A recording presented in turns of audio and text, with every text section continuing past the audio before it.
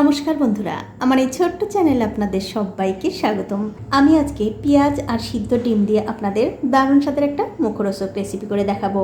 আশা করি এই রেসিপিটা দেখার পর আপনাদের ভালো লাগবে। তো রেসিপিটা করার জন্য সবার আগে লাগবে আমাদের পেঁয়াজ। এখানে আমি অনেকগুলো পেঁয়াজ একদম ঝুরো ঝুরো করে কেটে নিয়েছি, আর তার সাথে নিয়েছি সেদ্ধ করে রাখা ডিম। আর ডিমগুলো আমি এরকম করে একটু ছোট ছোট করে কেটে নিয়েছি।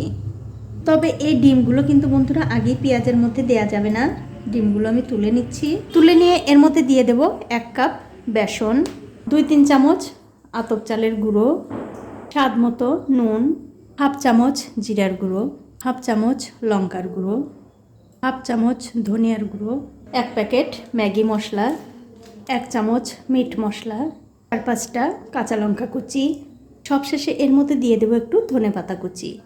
তারপর সব কিছু খুব ভালো করে মিশিয়ে নিতে হবে, মানে মাখিয়ে নিতে হবে। আর বন্ধুরা এর মধ্যে কিন্তু আগেই জল দেওয়ার দরকার নেই। এই পেঁয়াজ থেকে যে জল উঠবে সেই পেঁয়াজেই কিন্তু এগুলো মাখানো হয়ে যাবে। তো এই দেখুন সব কিছু দিয়ে কিন্তু আমি খুব ভালো করে মাখিয়ে নিয়েছি। এখন আমি এখান থেকে অল্প একটু মিশ্রণ হাতে নিয়ে ঠিক এরকম করে একটু মাঝখানে গর্ত করে নেব। তারপর ওই যে আগে থেকে সেদ্ধ করে কেটে রাখা সে ডিম এই পেঁয়াজের মধ্যে দিয়ে ঠিক এরকম করে একটু ভালো করে ঢেকে দিতে হবে। তারপর হাত দিয়ে ঘুরিয়ে ঘুরিয়ে খুব সুন্দর করে একটু গোল শেপ দিয়ে নিতে হবে। দেখুন ঠিক এরকম করে এটা কিন্তু হয়ে গেছে। এটা আমি রেখে দিচ্ছি।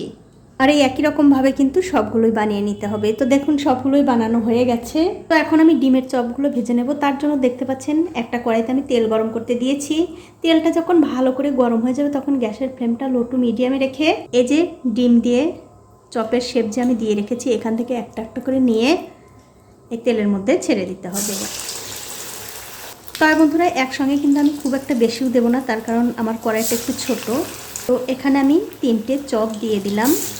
এবারে কিছুক্ষণ পর এই চপগুলো একটু উল্টে পাল্টে ভালো করে ভেজে নিতে হবে।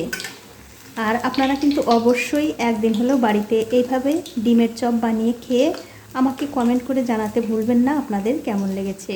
আর বন্ধুরা গ্যাসের ফ্লেমটা কিন্তু খুব একটা বাড়িয়ে দিয়ে এই চপগুলো ভাজা যাবে না, লো টু মিডিয়াম ফ্লেমেই কিন্তু ভাজতে হবে। তাছাড়া কিন্তু এই চপের মধ্যে কাঁচা থেকে যেতে পারে।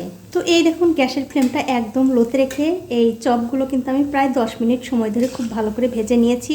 আর বন্ধুরা অবশ্যই কিন্তু গ্যাসের ফ্লেমটা লোতে রেখে এই চপগুলো ভাজতে হবে। এই চপগুলো কিন্তু ভাজা হয়ে গেছে। এখন আমি এগুলো তুলে নিচ্ছি। তুলে নিয়ে একটা পাত্রে রেখে দিলাম। আর এই একই রকম করে কিন্তু সবগুলোই ভেজে নিতে হবে। তো এই দেখুন বন্ধুরা এক এক করে কিন্তু আমি সবগুলো ডিমের চপ ভেজে নিয়েছি।